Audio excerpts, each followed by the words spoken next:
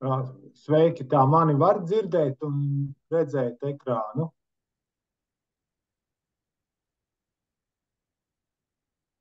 Tā, Tu esi gan dzirdams, gan redzams. Jā. paldies. Tātad mani sauc Agnes Graudulis. Šodien es jums stāstīšu par mikro dzīvotnēm mežā un dārzā. Tas būs tāds stāstījums balstīts pa lielam uz tādu personīgu pieredzi. Es esmu vēl tikai ceļā, lai viss tur, ne visu, bet daudz ko saprast, kā tur dabā viss funkcionē. Tā tad, tā, priekš.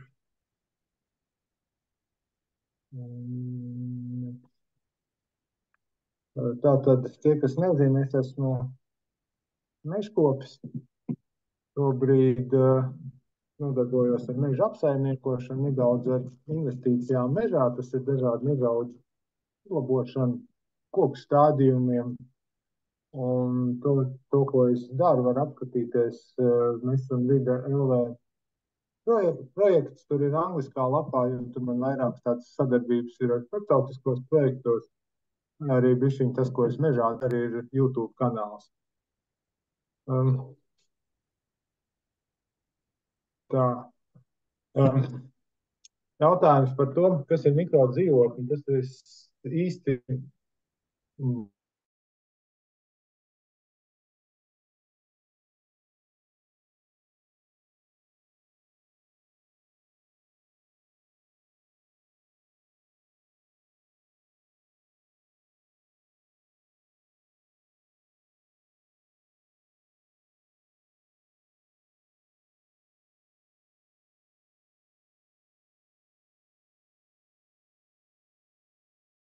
būtībā dzīvojam postdabiskā pasaulē. Es riktīgi neprotu iztulkot wild no angliskā uz latvisko, kas būtu dabiska pēc vārda jēgas. Manā izpratnē tas ir tā, ka, ja paskatās uz to ainavu, viņa viss ir būtībā cilvēku mainīta. Lielākā daļa, gandrīz visas lauksaimniecības zemes ir meliorētas vai rakti grāvi, meži visi gandrīz ir cirsti, dabisko mežu ir stipri maz. Mežos ir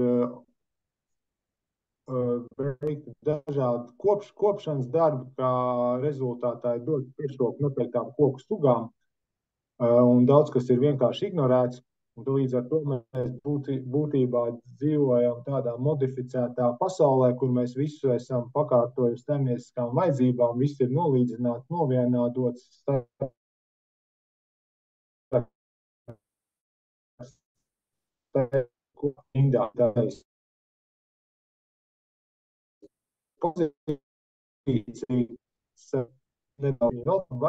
Latvijā mūs vēl ir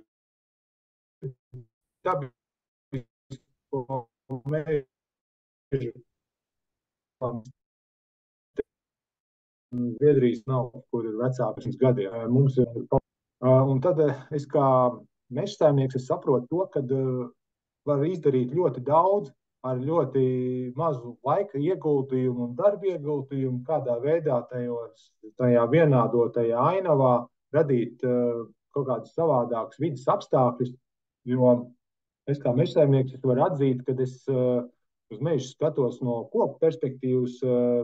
Ja es paskatos uz zemi, jā, es zinu, tur aug zāle.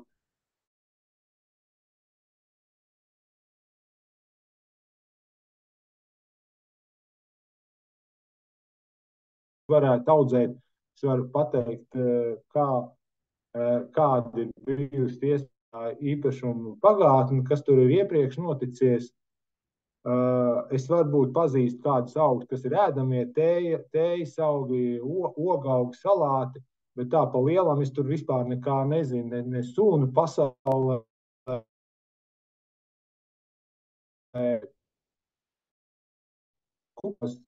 Tā, pie sevis es sapratu, ka vājas zinātbrīvo un atbildības.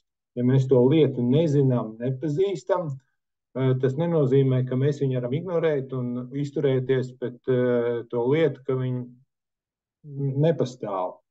Un tad būtībā šobrīd tajā postdabiskajā pasaulē mums ir jāprot pagriezt atpakaļ un jāpielieto tas homo sapiens, saprātīgā cilvēka daļa, un kaut kas ir jāmēģina radīt.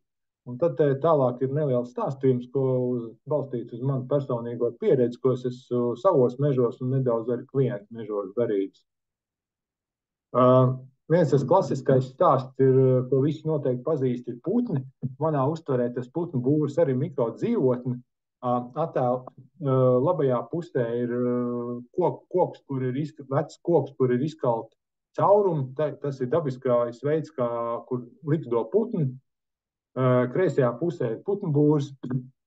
Es esmu savā mežā izlicis tīri daudz tos būrus. Tur dzīvo putni. Un man kā mežsaimniekam es esmu sapratis to, ka patiesībā man ir izdevīgi, kad putni ir manā mežā, jo visi mazie dziedātāji putni ir plēsēji, visi viņi ēd kukaiņus, un putni ir tāds normāls dabiskā līdzsvara elements. Viņi vienkārši noēd meža kaitēkļus, un meža kaitēkļi ēd manas kokus. Un tad vienādojums ļoti vienāds, kad vienkārši es izlieku būrīti, un tad kāds noēd kaitēkļus, un man ir lielāks koksnes pieaugums mežā. Izmērīt to, protams, nevar. Tas ir vairāk no sajūtu līmeņa. Un kāpēc ir vispār mežā būrīši vajadzīgi? Tāpēc, kad tas saprātīgais cilvēks ir izvācis no meža visus vecos dobumainos kokus, un tie putniem vienkārši nav kur dzīvot. Un tad tie būrīši ir kā viens risinājums, kur viņi var dzīvot. Patiesībā kādu laiku darbojoties ar būrīšiem, es īpaši ar tām koku kastītēm neesmu apmierināts. Es tagad meklēju labākus un ilgspējīgākus risinājumus. Tad es sāku vākt tādus koka bluķus ar caurumiem. Šitā ir vienkārši no gatera nederīga, pēc gaterība nav izmantojums. Viņi to vienkārši sašķeldo.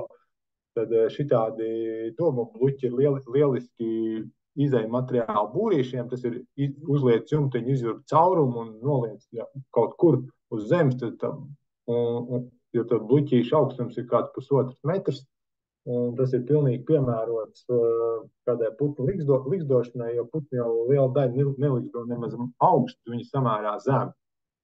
Un tas ir tāds, caur koku ir samērā, uz gateriem dīvainā kārtā nonāk daudz, kā viņiem būtu vieta palikt mežā. Jo saimnieciskā vērtība viņam reāli nav nekāda. Tāda naudiskā gandrīz.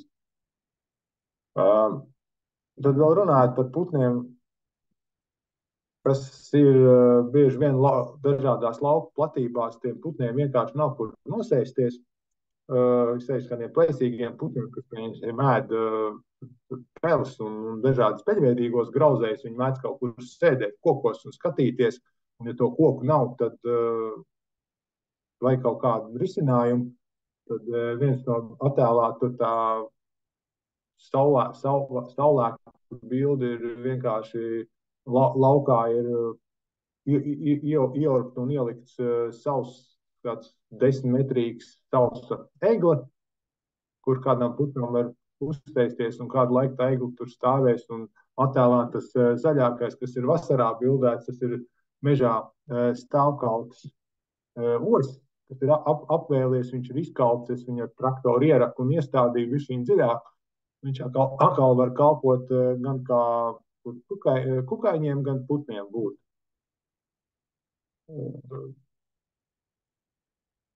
Tad vēl viens tāds, pašaisībā arī bites dzīvo pišu būros. Viņš ir ļoti, ļoti nozīmīgs bioloģiskās daudzveidības elements, tās bites. Un lielākā daļa ziedaugu, gandrīz visi aputeksnējās ar bitēm, un ja mēs visi ābolu, bumbieru un visi raža, mēs tikai varam būt pateikt bitēm, kad mēs ēdam ābolus. Tad Mūsdienu risinājums ir koka kastītes, kur bites patiesībā nejūtās ļoti labi. Tur pa malām, pa stūriem veidojās pelējumi, jo viņi ir četrkantīgi un tur ir visādas viltības jāpielieto, lai tās bites nenosaukt un nenosmaktu. Un pa ziemu kaut kāda dzīvnieku problēmas reizēm mēdz būt. Un tad, ja ir tāda pavisam sliņķa biškopība, tad attēlu otrā pusē tas ir tāds nedaudz sniegā ieputināts stāvstrops. Tas ir vienkārši izgatavots no caura bluķa. Un būtībā to ja negribās vispār nodarboties ar biškopību, bet ir kaut kāda vēlme rūpēties par bioloģisko daudzveidību, tad tādu elementu var vienkārši ielikt kaut kur dārzā, mežā un gaidīt, kamēr ielidot kāds spiets. Un pēc man novērojuma tie spieti mēdz arī pārziemot, un tie buķi mēdz būt kādu ilgāku laiku apdzīvot. Un tas ir tā, ka vienkārši bez darba var nodrošināt aputeksnētājus apkārtnē un kaut kādā veidā dot to ieguldījumu dabā, jo būtībā cauri koku, arī reizēm ejot pa mežu vai vecos parkos, joprojām var novērot, ka no kādiem koku dobumiem lido ārā bites. Jo tas ir viņu tāds dabiskais veids, un būtībā šāds bluķis strops arī ir mikrodzīvotne. Tādā bluķis stropā var ievākties arī sirseņi, var ievākties lapsenis, var ievākties skudrs, jā, bet kādam tās būs mājas. Vēl par bitēm te ir tas smukākais ir guļstrops, un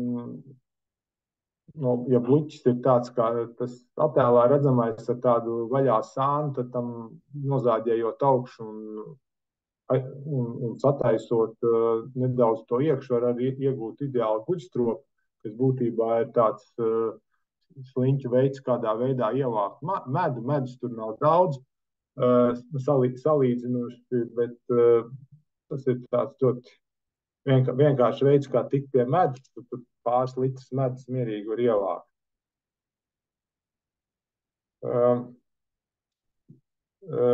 Tālāk runājot par kukaiņiem, liela daļa kukaiņu dzīvo kaut kādos koku caurumos, un ja tur nav to cauro koku, tad ir cilvēkam jāurbina caurumu pašiem. Te ir tāds paraugs bluķītim, un tur ir tas dažādu diametru caurumi. Tas, kas ir svarīgi, tos caurumus jāurb samērā dziļi, un to caurumu malus vajag apstrādāt, lai viņas nav ar skaidām. Lai viņš ir daudz maz gludus, tad tās kukaiņi tur iet iekšā. Un tas, kas ir svarīgi, nedaudz pakontrolēt, kas tur notiek. Tur rudenī, piemēram, ar marķieru var atzīmēt, aizņemt tos caurumus un papētīt pavasarī, kas tur ir izlidojis ārā, kas tur nav, jo ne visi vienmēr mēdz pārziemot. Un te ir tā, ka es par tiem kukaiņiem zinu stipri maz, bet tā man pieredze te ir tāda vienkārši straight forward, vienkārši kukaiņu māja. Es paņēmu vecu brustu, sauru viņā caurumus, un tad attēlā pa labi var redzēt, ka tie caurumi ir visi smuki aiztapsēti cieti. Pa virsu tas sniedz ir uzlikts, lai tur putni tos kukaiņus neēstu laukam. Ko tas dod manā saimniecībā, man ziņu nav, bet katrā gadījumā vismaz es esmu iedevis kādiem kukaiņiem mājas, kur citu gadījumā viņi nevarētu dzīvot. Un ja mēs to pārnesam uz tādu urbāno vidi, kur nav sausu koku, kur ir viss daudz maz sakopts, tad katrā privātmājas dārzā ir iespējams kaut kur pielikt vienkārši kaut kādu vecu kokgabalu, kurā saurumu caurumus un kaut kur viņu novietot. Viņu var novietot gan saulē, gan ēnā, un tad pavērot, kas tur notiek. Tas ir tāds, katram pašam vienkārši izdarām lietu.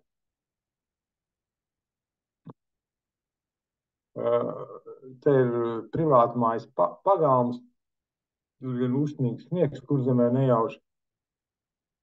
Un tā ir tāda nedaudz apstādīta smilšu čupa, kurā kaut kas ir pa vietām iestādīts, pa vietām ir smilts. Jo ir tā, ka daļa no tām vientuļniecēm, bitēm un dažiem citiem kukaiņiem viņi dzīvo smiltīs, viņi taisa smiltī aliņas, un mūsdienu sakoptajās vietās tādas iespējas nav. Vēsturiski tās tie kukaiņi dzīvojuši dažādos upju krastos, upju strautiņu atsegumos, tādās smilšainās nogāzēs. Šobrīd lielākā daļa no mazām upītēm un vidējām upēm ir izrakts, iztaisnots, un tie smilšainie krasti daudz kur ir izjuduši. Un tad kaut kur tiem kukaiņiem ir jādzīvo, un tad ir viens variants vienkārši uztaisīt tādu pietiekoši skaistu estētisku smilšu pauguru, salikt akmeņus, tur iestādīt, kaut kur ir auglīgāk augsts un kaut kur vienkārši atstāt smiltis. Un pēc tam pavērot, kādas tur interesantas lietas notiek. Tam smilšu dziļumam, lai tie kukaiņi dzīvot, jābūt ir apmēram līdz 60 centimetri dziļām. Tas ir pēc tādas teorijas. Un tā. Vēl viens svarīgs elements, kas ir gan mežā svarīgs, gan dārzā, tas ir skudrs. Es nemāku atšķirt skudrus pēc sugām, bet šitās ir kāda no meža skudrām, jo viņas ir vairākas, bet tās visas meža skudras, kas veido pūžņus, ir plēsēji. Pūžnī dzīvo apmēram 200,000 skudru. Un viņas ļoti efektīvi patiesībā visā apkārtnē nolasa visādus kukaiņus un kaitēkļus.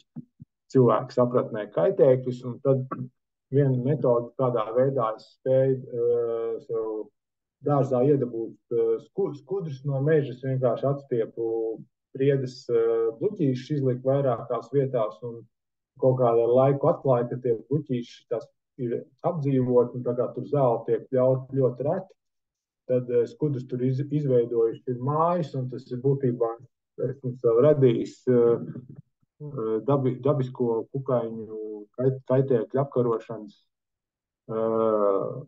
rīku no tāda cilvēka skatījuma skatoties, bet no dabas viedokļa es vienkārši ieliku ekosistēmā trūkstošo daļu, jo kur ir ēdāji, tur ir arī to ēdāju ēdāji.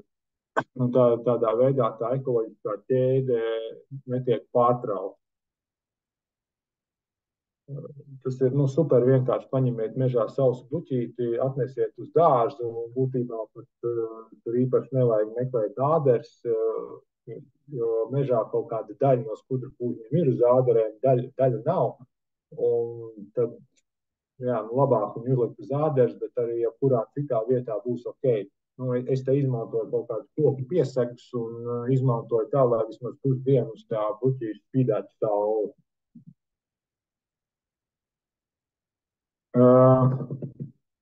Tā ir bilde no meža. Tur ir, lai uzbūvētu to soliņu, tur nav izmantot nevienu nagu, tur ir kaut sos un vecs dēles pa vidu ielikt. Un tad tādā brīdī, kad tie mošiem nokritīs mizas, tur salikšu caurumiņus, un tad būs arī tāds kukaiņu māja. Ja to dārza apstākļos dara, tad es domāju, tos caurumiņus varētu salikt uzreiz, jo man mežā noteikti tur savs koku pietiek, bet mājas apstākļos noteikti nav. Un tad var uztaisīt vienkārši smuku estētisku soliņu un pie viena vieta, kur būtu kukaiņiem.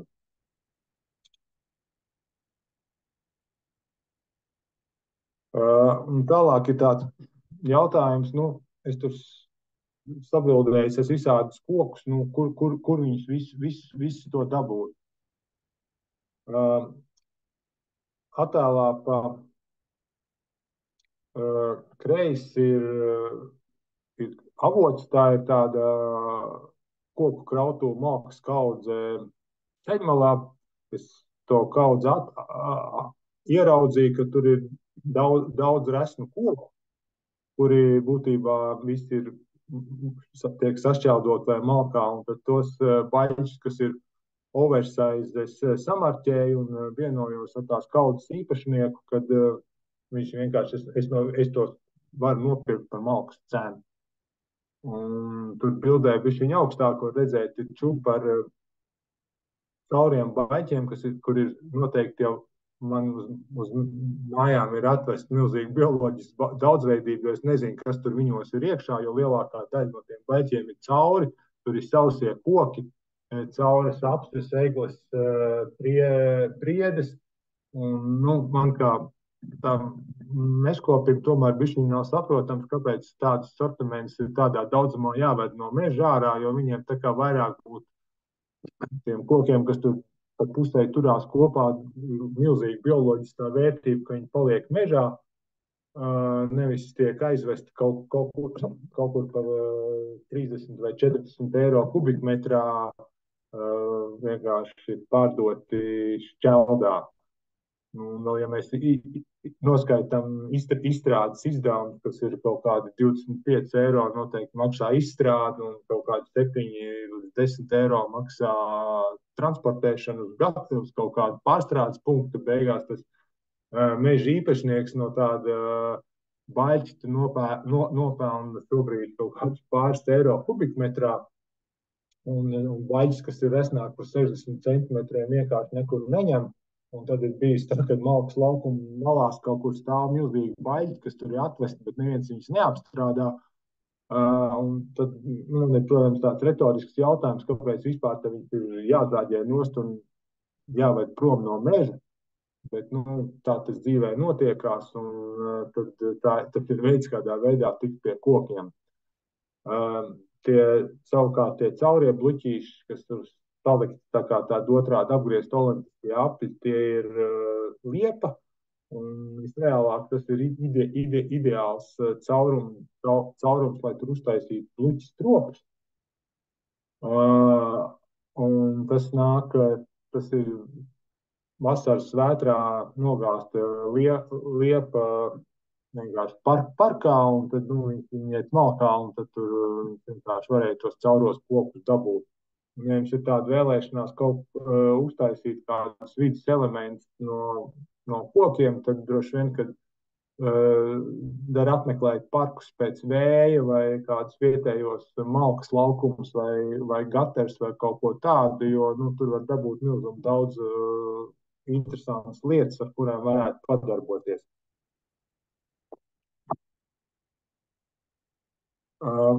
Tad būs nedaudz tāds tīri pa mežu, bet būtībā tie meža risinājumi arī ir atdarināmi mājas apstākļos, dārzā, tikai citā mērogā. Bieži vien tie meži ir samērā viendabīgi. Šis ir uz lauksaimniecības zemes uzaudzis bērs, un tur ir atstāts tāds egļu pudurs biezāks, un tad es tur meža īpašniekam sniedzu konsultāciju, kādā veidā tur tālāk strādāt, un tad mums bija saruna par to egļu puduru, un es teicu, ka viņš ir jāatstāj. Es jautāju, kāpēc? Teicu, tāpēc, ka tas tur tā viena aizaugušā lauka hektāra ir vienīgais tāds blīvais pudurs, un tā būtībā var būt slēptuve gan putniem, gan kukaiņiem. Un tas ir tikai tava paša meža labā, jo tur dzīvos kāds putniņš, kurš ēdīs dārpiņus, kas ēd tavu bērzu lapus. Viss ir ļoti vienkārši. Un nav jau noslēpums, ka arī vīrieši var būt sentimentāli, un arī vīriešiem var patikt putnu dziesmas. Tas ir patiesībā skaisti. Un tad kaut kādus atstājot no apkārtējās vidas atšķirīgus elementus mežā vai arī dārzā uztaisot kādas biezākas vietas. Tur noteikti dzīvos tas, kas nedzīvo, tā arī tur tas, kas nedzīvo tādā klajajā bērzā, jo tur riktīgi nav kam dzīvot, tad viņš var dzīvot egļu pudurī. Tāpēc cieniet atšķirīgo arī savās saimniecībās. Tā ir vēl viens tāds atšķirīgais mežā, tā ir kritali. Viņas var būt visādos izpildījumos, guļošas uz zemes. Šitā ir tāda pusvienkārusies lazdas pudurī. Un būtībā es viņas no savu mežu ārā nevācu. Es viņas cenšos atstāt visu, kā viņas ir, lai noris tur normālās dabiskais process tālāk viņas sapūst. Un tie presnās dimensijas koki ir samērā vērtīgi tādā ziņā, ka tur var dzīvot visādi organismi, kas nav piemēroti tieviem kokiem. Un jo vecāki koki, jo būtībā viņi ir bioloģiski vērtīgāki, un tur var dzīvot dažādas kukaiņu, sēņu un sugas, kas varētu nedzīvot uz pieviem kokiem. No te ir atkal stāsts par to, ka vājas zināšanas neatbrīvo no atbildības, jo man patiešām, es nezinu, kas tur varētu dzīvot, bet es būtībā ticu arī zinātnē, kas ir izpētījuši, kad uz katru vecumu koku sugām kritušām dzīvot citas sugas, jo, lai tai sugai izdzīvot, tur vajag noteiktu mikroklimatu, mitrumu, siltumu un arī tilpumu. Tā, un tad tas ir vienkārši atstājams. To pašu var izdarīt arī mājas apstākļos, vienkārši nolikt tādu kaut kur dārzā, vienkārši kādu sapūšu resnu bluķi, lai viņš tur stāv. Un te ir tāda arī mežā izveidota zaru un kritālu kaudzes, tur apkārt notiek augšņu pašretināšanās, un tad es viņus mērķtiecīgi esmu savācis un salicis kaudzē. To var veidot no jebkā, no zariem, žagariem, sprunguļiem, un būtībā tas mans mērķis tur ir ar laiku izveidot tādu nosacītu augsto dobi, jo tad, kad viss tas augsnes sapūs, tur būs tīri daudz kompostu un kaut kādā brīdī tur pa vidu var mēģināt kaut ko stādīt, un tā būs ļoti, ļoti laba augsne, lai var ieaudzēt kādu interesantāku koku, jo tur ir daudz barības vielas un nav sākotnēji konkurence no zāles. Mājas apstākļos tādu kaudzi var vienkārši sakraut, sapūdēt un tās stādīt kaut kādus dārzeņus vai krašņu augus. Būtībā tas lapu koku trūks ir ļoti, ļoti vērtīga starta zeme jebkam, jo viņš ļoti labi saglabā mitrumu sevī un būtībā viņš ir perfekts materiāls. Viņi arī mēdz izmantot kā pupiņu miks, tas latviski saucās tās,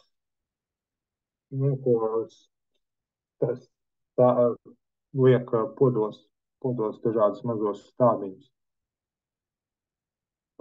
Tos dabūt vienkārši aizbrauc kaut kur uz mežu, savāc, saliek sev pie mājas kādā stūrītī, sapūdē un iestāda iekšā, un tad būtībā par to dārzu tās kaudzes var katru gadu pārvietoties, kāds 2-3 gadus sapūst, liekam jaunu kaudzi, un tādā veidā mēs varam ielabot ar ļoti neauglīgas augsnes, jo sadarīt to augsnes veidošanās procesu, ka būtībā dabā neviens neko nerok, vienīgais, kas rok dabā ir meža cūks, un tad tas cilvēks ar lāpstu rokās arī tādu meža cūku, kas nemitīgi uzrok mezāļu sēklas ārā un pēc tam viņas ravē. Ir vienkāršāks metodas uzliek materiālu, kurā nav mezāļu sēklas, un tādā veidā nodarbojās ar dārzkopību. Vēl vien, kas ir šobrīd, es jau redzu, ir ļoti tāda, pat teikt, kritiska situācija, ka mežā reāli izzūd vecie koki, viņi dabiski izkrīt. Šitas ir vecais ozols man mežā, viņš ir kaut kad pēc struktūras var redzēt, ka viņš ir bijis laukā audzis, pēc tam ieaudzis mežā. Es esmu viņu nedaudz lēnā garā atbrīvojis no kokiem, kuros viņš ir ieaudzis. Ozols nav super laimīgs, un es ceru, ka viņam būs nākošie 100. Bet tas, ko es vēlos jūs aicināt, ja jums ir veci koki, tad ar viņiem izturēties ļoti prātīgi, jūs kaut ko sākot darīt, tad ir jādara ļoti pakāpeniski soli pa solim, ja viņiem nepatīk straujas apstākļu maiņas.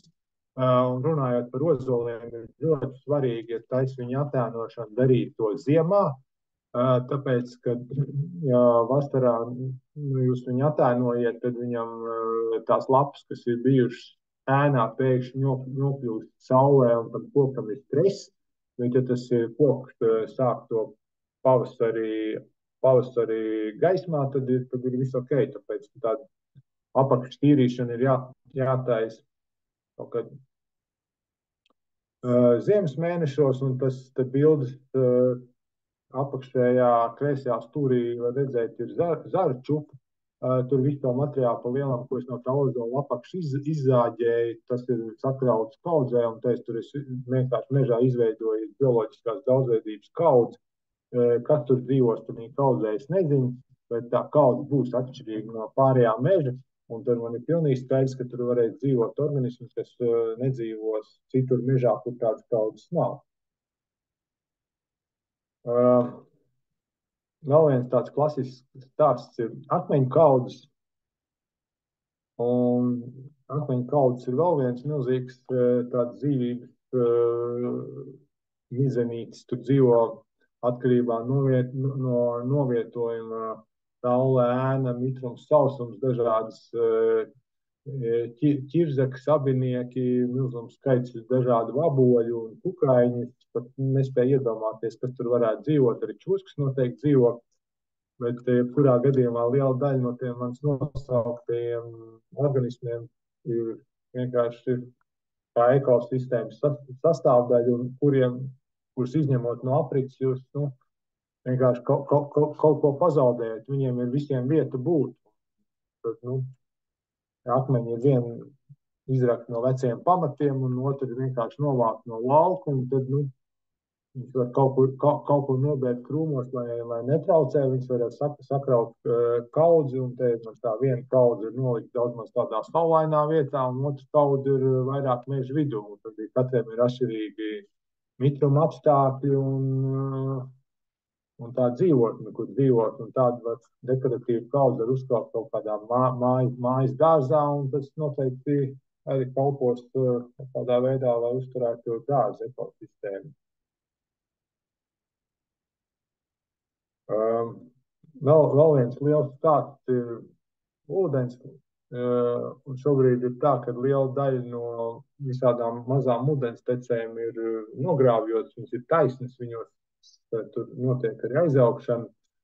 Un tas, ko es sapratu no savām foreļu makšķurēšanas gaitām, ceļojot pa mazām upītēm, tas, ka tādās vietās, kur ir akmeņi, tur ūdens parasti ir tīrāks, jo viņš visu laiku tiek kustināts, kur ir līkumi, tās upītes ir tīrāks un tekošāks, jo tas līkumos tas ūdens visu laiku tiek savirpuļots, un tad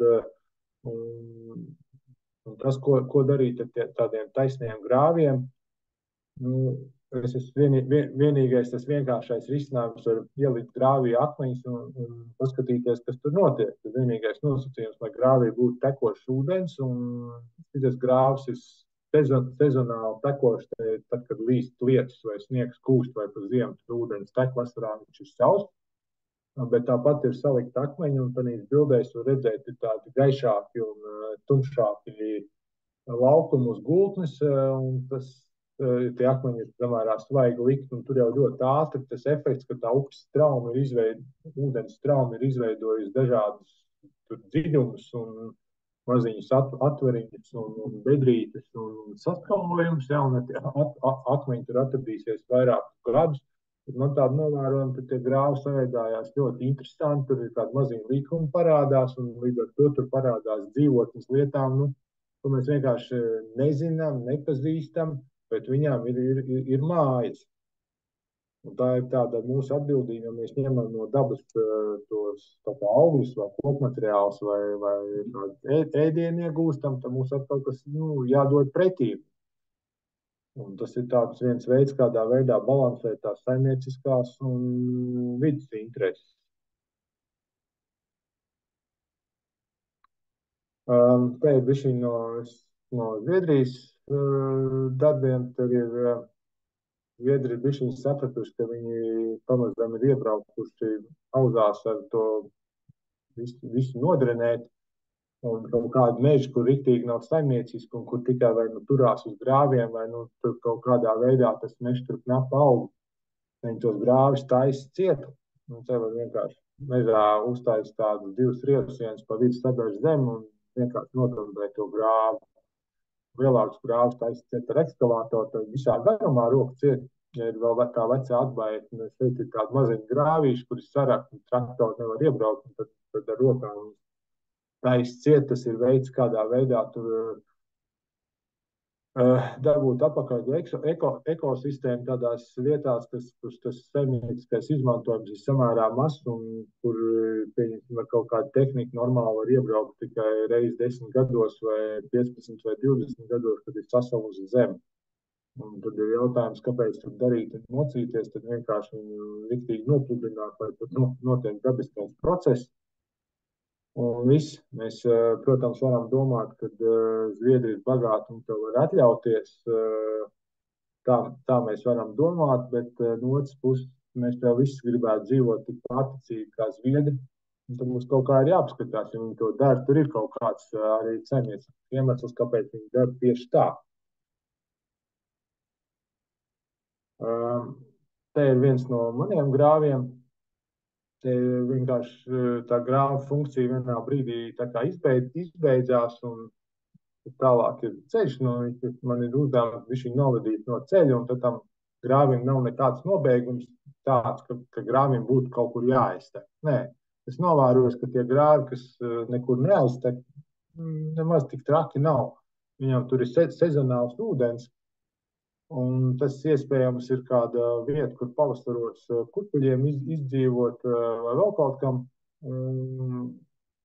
Tas ir tā, ka tu atstāji pēc iespējas mazāk, tu sev parūpējies, manā gadījumā pat ceļu sausumu, ja? Es pēc tam visu to pārējo ekosistēmu atstāju daudz maz tādu, cenšos neskart, un tad vienkārši, tas ūdens aiztek uz vienām punktam, un tad arī top tālāk, lai viņš tur pats sūcās, kā viņš grib, jo kaut kur ir slapjāks, tad tā nav problēma. Šī te bildē ir izraksts dīķīts uz grāvi.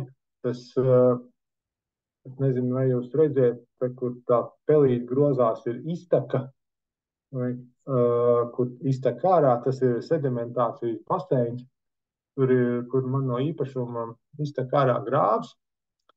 Lai tas ūdens visu laiku neticētu pa taisno un neskalotu visu barības vielas projām. Es atstāju tādu sedimentācijas baseinu vai nosēdu baseinu vietu, kur sakrājās ūdens, noslēžās dažādas mazās daļiņas, kas dabiski nāk ar tekošu ūdeni.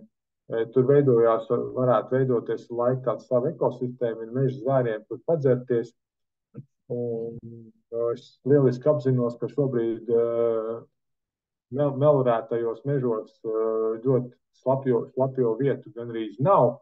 Daudz, kur ir pazemināts gruntsūdens pa 1-2 metru, un līdz ar to tie slapjumi ir tā kā slapjumi ir, un tur ar traktoru riktīgi iebraukt nevar, bet tāda funkcionalitāte nekāda nav, jo nav jau ūdens, ir tikai dubļi. Tad radot tādu mazu ūdens tādu tvertnīti, tur atkal var ir kur dzīvot vardēm un kukaiņiem, spārēm un visādiem citiem lidoņiem un rāpojošām būtnēm. Tādu pašu var uztaisīt arī kaut kur mazāk. Šis ir samērā maziņš patiesībā, kaut kāds 6 vai 7 metru diametrā. Tikai var arī pilnīgi maziņus uztaisīt, un var arī uztaisīt uz piemājas grāvi tādu. Un, ja viņš ir mazākā mērogā, viņš ir izžūstošs, tad tāds baseins ir ideāla vieta, kur, teiksim, vasarā var norapt dūņus, kas tur ir sakrājušās, un tas var būt kā mēslojums dārzā, un tad ir tāda normāla barības viela aprita. Jo tāda sedimentācijas baseina pēc būtības būtu vajadzīga uz visām lauksaimniecības grāvis sistēmām, jo ir jautājums, kāpēc aizaug Baltijas jūra. Viņa aizaug tāpēc, ka pēc katra lietas no laukiem nākošās upes pārkrāsojās brūnas, un viss tās barības vielas vienkārši aizplūst jūrā, un tās upes aizaug, un tad ir Kuldīgā pagājušajā gadā bija liels projekts, jo tā Vēncas rumpas leja bija viss aizaugusi tikai tāpēc, ka kaut kur tiek iepludināts barības vielas, un tad atkal sanāk, mums ir jādomā, kur viss tas sākās, nevis jācīnās ar sekām. Bet, tā. Un te ir vēl variants, kādā veidā organizēt dīķi izteku, tātad tas ir sezonāli caurtekošs dīķis. Un šitās vilkvāls, kas ir attēlu priekšā, tā dīķa iztek, tur ir apzināti atstāts sekls ūdens un ir apzināti atstāt vietu, kur aizķerties barības vielām. No dīķi ir tomēr uzpildīts ūdens, un tur no turienes kaut kas tek ārā, un tad tās vilkvāls ir vienkārši kā barības vielu izņēmējs. Viņas tur pārāk daudz saukt, viņas var vienkārši izrakt un izmantot kā mēslojumu vai nopļaut. Un tas ir arī veids, kādā veidā bišķiņ to atrisināt, tad tas, ka tu uzņemies atbildību par to, kas no tevis iztek. Jo šitāds biofiltrus var patiesībā ierīkot uz jebkuru mākslīgas ūdens tilpnes. Tā. Tad. Un te ir tāds nedaudz piemērs, jo par augiem tas ir vairāk tāds aicinājums, jo es vienā brīdī secināju, kad kokaudzētavās nopērkos tādus, es viņus gribu nopirkt un izmantot tējai, izops, lavanda vai efinācija, ka viss viņas ir šķirnes, ka viņas būtībā riktīgi tējai nesanāk, jo tām šķirnēm nav nekādas maržas. Un būtībā tagad, lai es tiktu pie tējaugiem tādiem, man ir jāpērk sēklas, pašam jāaudzē stādi. Un es sapratu otru problēmu, kad acīm redzot, ja mēs dārzā sastādām, pat ja mēs nevācam tējas un gribam tikai skaistumu funkciju, iestādot krūks, kas smuki izskatās zied, bet kas neražo nektāru, mēs radām problēmu kukaiņiem. Būtībā mēs tāpat ierīkojot dārzu, esam aizņēmuši kaut kādu dabas teritoriju, kurai, var iespējams, ka viņai funkcija bija ziedēt un tādiem kukaiņiem tur baroties. Mēs esam sastādījuši puķis, tas ir labi, bet ja mēs sastādām puķis, kurš nedod nektāru, tad tas kukaiņi tur aizrugo un nabaks ne pie kā netiek. Tas ir tāds, atkal tā mūsu atbildība par to, kā mēs izturamies pret dabu. Tā. Lūk. Tā es apmēram jums izstāstīju to tādu savus pieredzi stāstu. Un mums ir vēl nedaudz atlicis, un ja ir kādi jautājumi, tad jūs droši variet viņu chatā uzdot.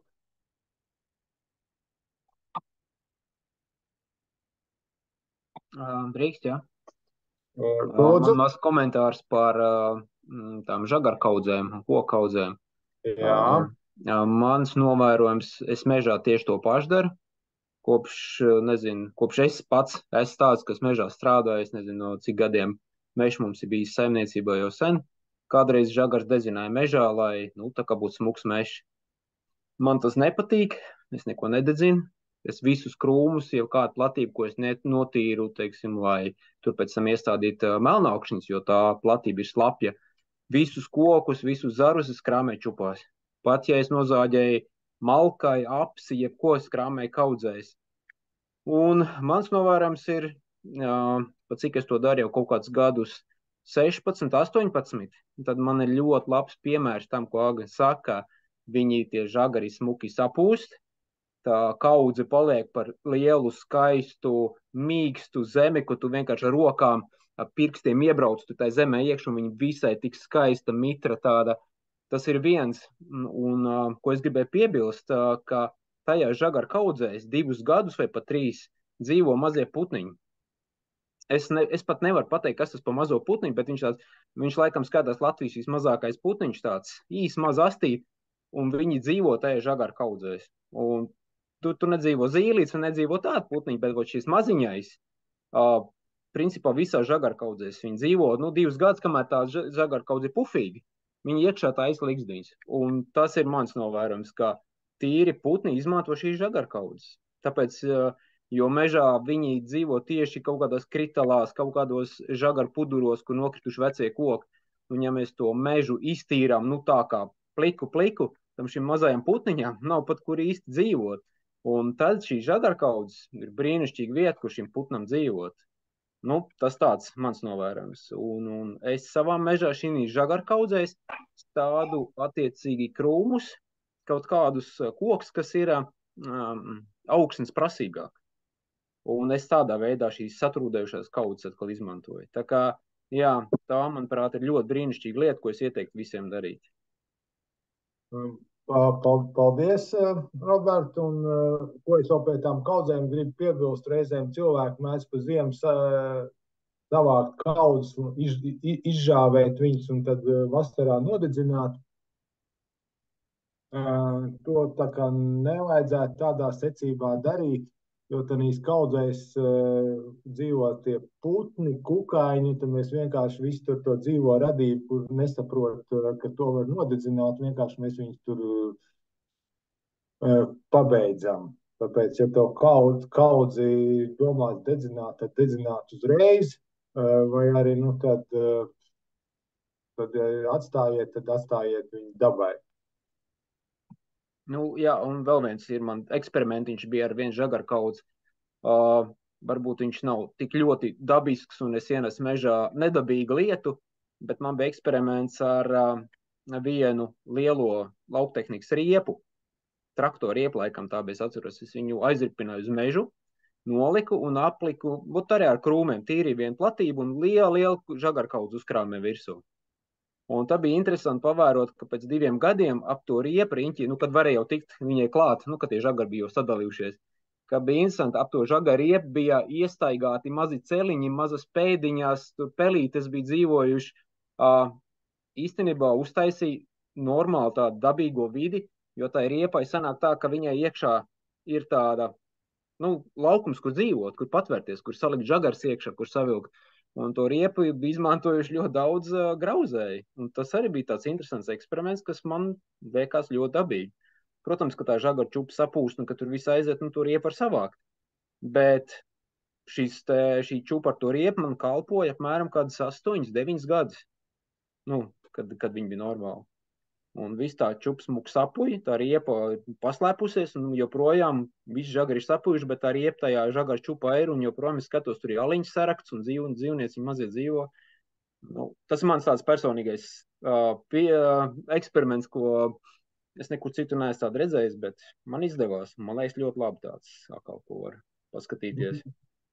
Mežā zem riepām kaut kādas pamestām visādām vietām parasti vienmēr ir aliņas, tieši tāpat tās zem koki ir nokstušiem, jo tur dzīvo kaut kāda savu pasauli, un ko mēs kārtējo reizi, nu, mums nav nekādas zināšanas, tikai es tā saprotu, ka Latvijā ir kaut kāds pārdesmit peļu sugas laikam, kas dzīvo tikai mežā.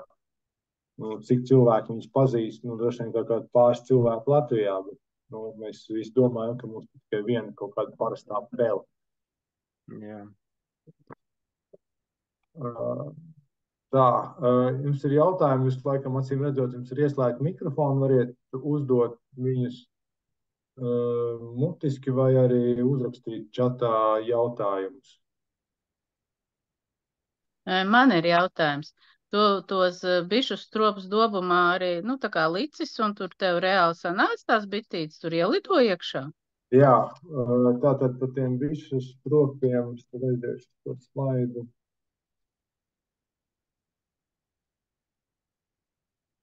Un mēs arī tā kā plānojam tā paspēlēties savos laukos. Tātad man, tas ir iepriekšējā vietā, kur man bija bites, un tad tur bija tie bluķi stropis, viņas bija nolicis vairāk, nu, savu prieku pēc, un tad es vienreiz tur kaut ko darbojos ar bitēm, es redzu, izlido spiets, un tad es skatos, nu, kas nu tagad būs, nu, kur tu tur skries, parasti spiets kaut kur palidinās gaisā un nosēžās kaut kur kādā kokā, ja, kur tad viņi var savākt.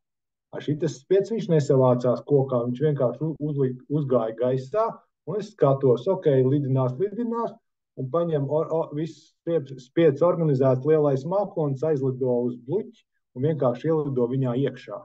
Tas bija tāds, nu, fenomenāls skats, ko tu tikai pavērt muti var skatīties. Tas notika samērā ātri, jo viņas bija reāli izdomājuši, kur viņas ies. Tas bluķis no stropiem atradās kāds 100 metru attālumā. Bet, nu, tas bites tur viņas kaut kādā veidā Es tur esmu pārvācies un tagad nezinu, kas tur notiek, bet iepriekš bija tā, ka visu laiku tur bija, pa laikam bija apdzīvots. Kaut kas dzīvoja viņā, bet viņas arī mēdz pārziemot. Jo jārēķinās, kad ir varoze un vēl kaut kādas lietas, ka viņas tomēr apmirst, bet tas ir tāds veids, kā ok, nu uzliekam bluķi, noķeram spietu, ja, nu tad mums vismaz ir bits dabas daudzveidībai. Teorētiski, kā tur senos, tas man bija vēl pēc veciem paraugiem taisīts, viņam priekšā var redzēt, ir tas kantainais klucis, ir teorētiski noņemams vāks, iekšā ir tāda ielikta tāda koka astaka, un tad senos laikos vienkārši to vāku izlauz ārā, jo viņi bites aizlīmē ciet, un tad to asaku izvilka ārā, un no tām paņēma šūnas un spieda medu. Teorētiski tas ir, nu, tādā veidā arī darāms. Bet, nu, tā normāli, tu domāji, ka mūsdienās tas ir vairāk tādam savam priekam un tādas rūpes par to dabu. Tā es tev varētu pišķiņu oponēt par tiem, piemēram, echinacejām. Jā, tās šķirnes varbūt nav, nu, tik ārsnieciskas, jā, bet nektārs viņās noteikti ir. Un varbūt, jā, tās smaržas nav, jo tur uz to skaistumu iziet. Un kāpēc viņas nav ārsnieciskas? Jo viņas tiek mēslotas. Jo nu, drastiskāki apstākļi, tāpat, piemēram, piparmētra, jo viņa ir spēcīgāka un ārsnieciskāka. Viņas nav ārsnieciskas tāpēc, ka viņas tiek, nu, aprūpētas, bet viņas ir arī, nu, līdzīgas ļoti pamatsugai. Ar to nektāru es varu oponēt apakaļ, ir tas, ka šitā konkrētā echinācija, kas ir tur bildē pa kreisi, viņa ir tāda, ka tur kukaiņas, pat ja būtu nektārs, tikt klāt nevar. Un vēl viena lieta, kad tur, kur ir gājusi krāšņuma augu selekcija, viņi ir selekcionējusi augus, kuri zied pēc iespējas ilgāk. Un liela daļa to krāšņuma augu šobrīd jau ir F1 hibrīdi, un viņi ir atlasīti, kuri augi, kuri neveido sēklas. Jo, ja tiem augiem nav jāveido, viņi kaut kāda bioloģiskas kļūda, tur ģenētiski ir, viņi neveido sēklas, viņiem ir parasti ilgāks ziedēšanas periods. Ja viņi normāli, teiksim, zied tur 2 nedēļas un nozied tā puķa, tad ir tie hibrīdi, kas neveido sēklas, viņi var ziedēt 2 mēnešus no vietas. Bet tas nozīmē, ka viņi neveido sēklas, viņi neveido arī nektāru. Jā, pa F1 es piekrītu, jā. Un jāsaprot, ka aizejot uz kokaudzētavām lielākā daļu, viņi ir reāli, viņas nesmaržo. Tu paskaties uz to kaut vai uz agastahi, ja? Nu, viņi izskatās smuki, smaržas tur nav nekādas.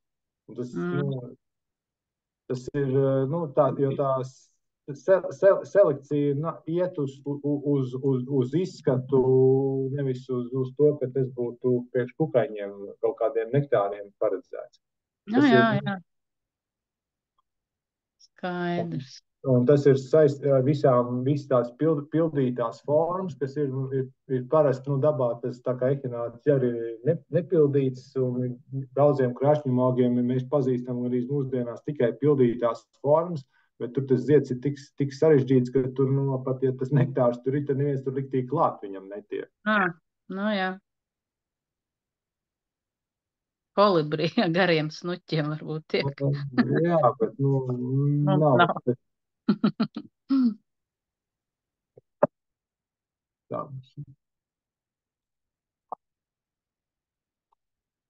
Tā, ir pagājusi 1 stunda. Kādam ir jautājumi, var arī vai uzdot mutiski, vai arī chatā var ierakstīt. Tā, kur ir kā kombinēt kaudzes čūskām un pasargāt mazos bērnus pie mājas.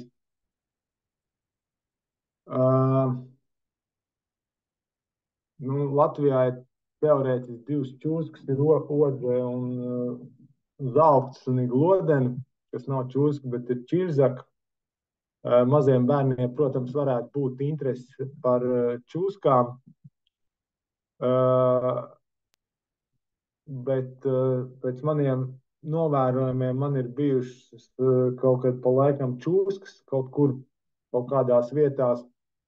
Es parasti lielākoties tās čūskas no cilvēkiem mūk, un kaut kādā veidā tam bērnam varbūt arī ir jāpaskaidro, ka okay, tā ir čūska un tā nav rotaļlieta.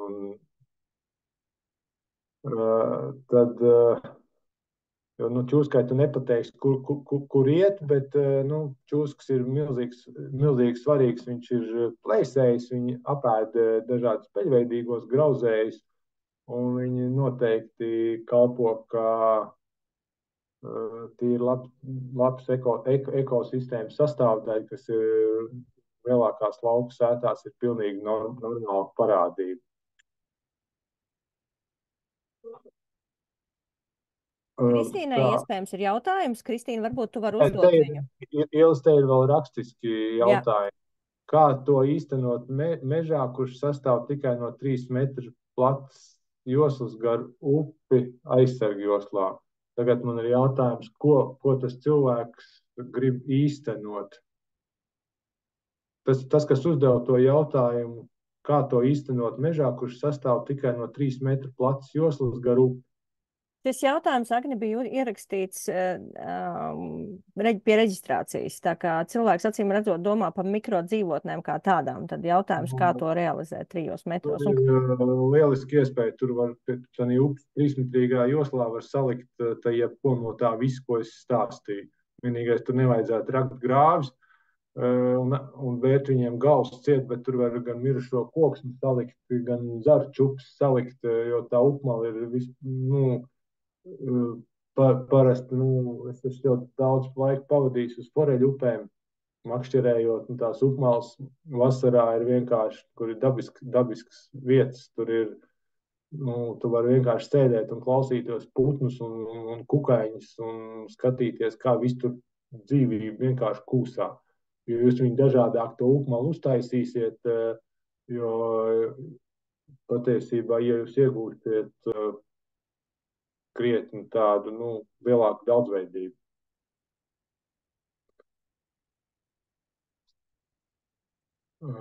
Tā,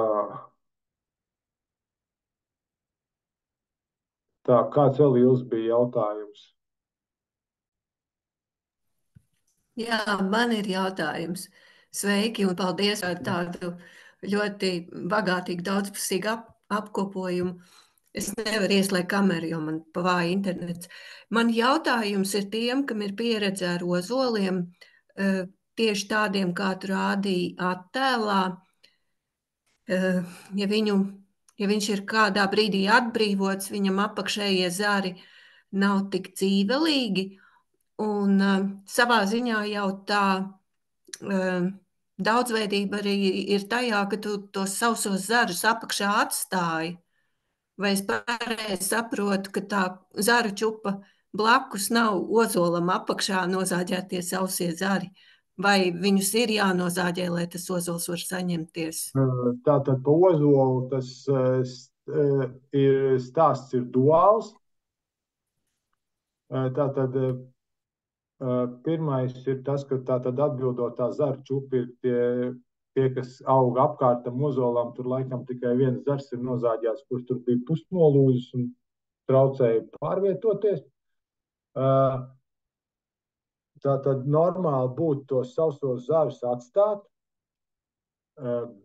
bet es esmu arī runājis ar cilvēkiem, kuriem ir bišķiņ cita pieredze. Viņi teica, jā, no sākuma mēs atstājam visu, bet ir kaut kādā brīdī, ja tas ozols, tie zari ir ļoti izstiepušies, tas ozols ir bijis tāds jau riktīgi pamocīts, tad zaru apzāģēšana to koku nedaudz atmodina.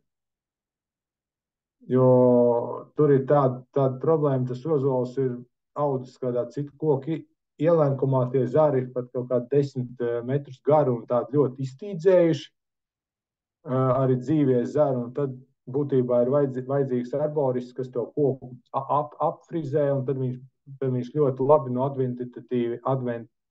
kvalitatīviem pumpuriem dzen jaunus zarus. Jo tur ir novēro un rīkojies. Tur no sākuma izdarām pirmo, mēs nozāģējam to, kas aug vainagā, jo ozols ir, cik augsts viņš ir izaudzis, tik augsts viņš izaugs. Viņa vidējais augsts, man šķiet, kaut kā 22 metri, cik ozola aug. Es teikšu, lauku ozola var būt vēl mazāk, kaut kādas tur, teiksim, bērs, zegles, tur mierīgi izaugt 30 metrus gari, un tad tas ozols vienkārši, tur nonīks ceļš, ka degls var vienkārši paņemt, izaugt caur ozolu vainagu, viņam tur reglēt, tas tur netraucē, tā neliela ēna. Un tad, tad pirmais mēs atbrīvojam, skatāmies, un ja tas ozols ir panīcis, tad, vajadzīgs bišķiņ arborists un jau tos zaļos zarus apfrizēt, un tad, lai viņš dod tos zinumus. Bet, jāsaprot, ka uz tiem veciem ozoliem tur var dzīvot visādi brīnumainas lietas. Es redzēju tur tos vācu pētījumus, kur kaut kādi kukaiņi, kas dzīvo tikai sākot no 100. gadu uz tā ozola. Šitam ozolam ir kaut kāda bildē redzama kā 200 gadu vismaz. Kas uz viņu var dzīvot, es pat nevaru iedomāties. Un, tur ir kārtējā reize, kad vājas zināšanas neatbrīvo no atbildības. Tā, Kristīne, es tev apmēram atbildēju, vai tev vēl ir kāds precizējums vajadzīgs? Jā, paldies. Jā. Un vēl tad otrs jautājums. Mežā tur, tiešām zem vainaga apakšu visu tu izzāģētu, ja gribētu to ozolu saglabāt, jo viņš tādā cienījamā vecumā arī. Un gobas, piemēram. Jā. Tur ir jāskatās, pirmkārt, to nevar darīt strauji. Ja tur viņš ir riktīgi jāaucas, jādala pakāpeniski. Man ir arī, tur ir daudz tie ozoli salīdzinoši, nav daudz, bet ir bišķiņi, un tad ir tādi, kuriem es ar šo to apzināti atstājis apakšā. Ja, piemēram, ozolam augšā nav zaru, un tur blakus aug kādas eglis, tuvu pie vainaga, bet nenoēnot, tad es tās eglis atstāju, lai saglabātu to mikroklimatu. Tur ir ļoti rūpīgi, tur jebkurā gadījumā to nevar darīt strauji, tur soli pa solim ir jādara. Ir jārēķinās, ka dēncietīgākas sugas, kā arī liepas, viņas aug liepas, kļavas, egles, viņas vienkārši aug cauri ozolu vainagiem. Un tad ir tāda izvērtēšana, ko darīt, kā darīt. Reizēm, ja tie koki ir sauguši kopā, man ir arī vecs ozols un pavaca liepa, un kur viņi savā starpā konfliktē, bet es viņus atstāju abus. Ja viņi tur kaut kā viņiem abiem ir jāsadzīvo. Bet tādus visus tievākos kokus un tādus, tos vienkārši visus zāģēja ārā. Bet tas process var ilgt kaut kādus gadus 5, piemēram, vai 10. Tā izzāģēšana.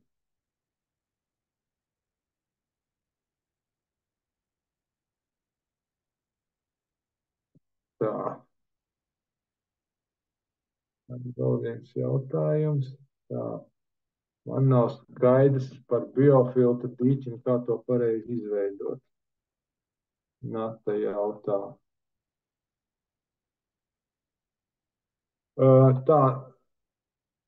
Tātad par biofiltru dīķim.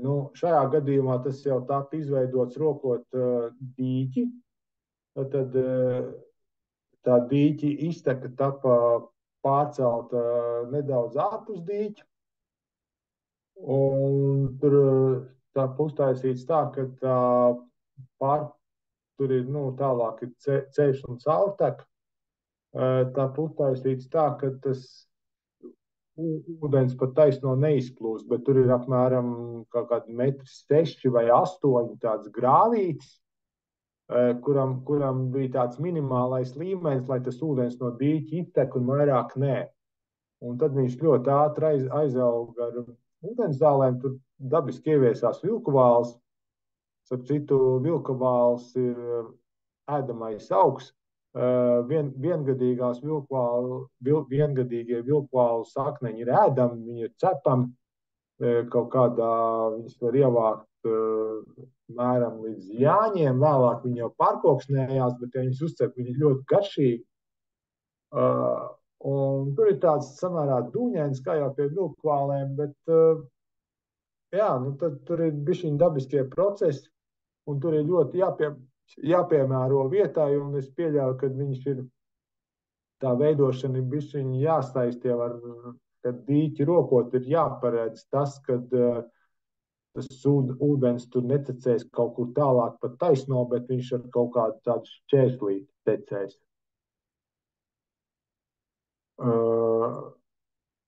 Es atbildēju uz jautājumu, Nata.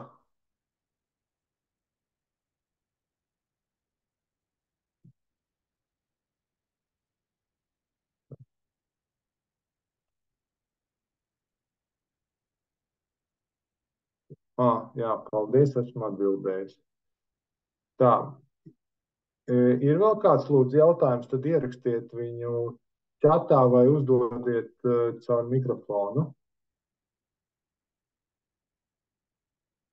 Vēl, ja laiks ir, dabiski tā, eglis mēdz augt, nomainīt, piemēram, tur alkšņus, un tās eglis aug biezi, tad viņas mērķtiecīgi tādā lielākā egļu gabalā tur izzāģēt eglis, lai tur kaut kāds lapenieks iet uz augšu, jo tāds, tīrais egļu mežs, pat dabīgi veidojies, viņš, tīrās eglis tur sanāk pēc brīža. Tas ir eglis dabiskā aprite ir tāda, kad no sākuma aug pionieru sugas, teiksim, Latvijas apstākļos tas ir bērs. Pamazam zem bērza pasējās eglis, un pēc tam aug eglis. Kad tas bērs nomirst, tad tur paliek egļu mežs. Ir jāsaprot, ka ir arī vēl citas saimniecīgās sugas, kā liepas un kļavas. Jā, tās ir divas saimniecīgākās sugas, bet ir arī meža dzīvnieki, kur ir kļavas un liepas ēd tā kā salātus, un vietām viņām nav cerība izaugt, un arī nav sēklas materiāla. Un dabā tālāk notiek tas, kad izaug egle un vidēji, kas ir Zviedru statistika, kad 1 hektārs egļu kaut kāds 150 un 300 gadu vecuma parasti nodeg meža ugunsgrēkā. Un tad atkal viss tas cikls sākās no sākuma ar bērzu. Mūsdienās ar to egli ir tā, kā ir, klimats mainās, un mums pamazām tomēr sāk palikt pa platlapju mežiem tie mūsējie. Un tad to egli tur cīnīties nevajag, bet ir vienmēr jārēķinās ar to, ka tas egļu izgrauzs vienmēr var atnākt un nograust. Un tad jau būtu laiks jāsāk domāt par nākošām koku sugām, ko tur stādīt, lai nesanāk strādāt caur kailcirti, tad kaut kādos aptvērumos mēģināt jau stādīt to pašu liepu kļavu, vai skatīties, kas tur dabiski nāk, un tad uzlikt kādus aizsargus pret dzīvniekiem, jo patiesībā pieaugušā mežā, ja mēs reiķinām uz hektāru, pieņemsim, vajag, pilnīgi pietiek ar kādiem 300 liepām vai kļavām, lai būtu pilnvērtīgs mežs, pat varbūt kāds 250. Un tad tas nozīmē, ka tas attālums starp kokiem var būt kaut kā 10-15 metri. Starp jauniem kokiem, un tad attiecīgi var iestādīt to, ko mēs tur gribam kā nākotnes kokus, kas varētu augt ēnā, un tad tās eglis vienkārši ar laiku pakāpeniski, kā viņas tur iet prom, tā viņas arī iet projām. Attiecīgi kokiem, ko jūs iestādat, tad vajag kaut kādus tur zvēru aizsargus uzlikt apkārt. Un tur par šito es savā mežā bišķiņ darbojos, kaut kad pēc gada es varbūt būšu gatavs par to arī vairāk publiski par to pieredzi izstāstīt. Atbildēja Kristīna uz jautājumu? Jā, teiksim, jā. Bet tad var tur, ja nav vairāk jautājumu, tad kas zem kļavām vispār aug? Kļavas man šeit ir viena no atsietīgākām sugām. Viņi samērā veiksmīgi izēno pilnīgi visu. Ja mēs runājam par kļavu mežu. Ja mēs runājam par kaut kādu dārzu, kļauju lapās ir ļoti daudz kalcijas, ja es nemaldos. Un tur kaut kāda tā fizika bija, ko es tagad nemāku izstāstīt, bet kļauju lapas varēja kā mēslojumu izmantot. Un, ja viņas var izmantot sulām, un ja viņas ir kā atsevišķi koki, tad viņas nav tik traki, bet ja viņas ir visas vienā lielā audzē, tad tur apakšā man šķiet varētu nekas arī īpaši neaugt cits. Bet viņas ir pašpietiekami koki būtībā. Nu tā, no meža audzes mierīgi viņas var audzēt, un viņi arī patiesībā ir samērā vērtīgi koksni. Viņi ļoti ciet un izmantojam kaut kādām mēbelēm un tādām lietām. Un jārēķinās, ko es esmu novērojis mežā, ka mūsdienās Latvijā kaut klimatiskie apstākļi ir bišķiņi mainījušies, un ļoti daudz, kur tās kļavas ļoti nāk iekšā, viņas aug arī priežmežos zem vainagiem iekšā, un tad ir jāsaprot, ka notiek ekoloģiskie procesi, ar kuriem, es domāju, būtu vienkārši jāpieņem viņi, kad ir, un drīzāk ir jāveicina sugu dabisko ienākšanu, jo tad tomēr, daba pat ļoti bieži parāda, kas ir piemērotākais konkrētā vietā. Nu tā, Kristīna, tā atbildes varētu noformulēt. Paldies! Tā, vēl ir kāds jautājums? Kādam, vai mēs to sarunu varam arī noslēgt?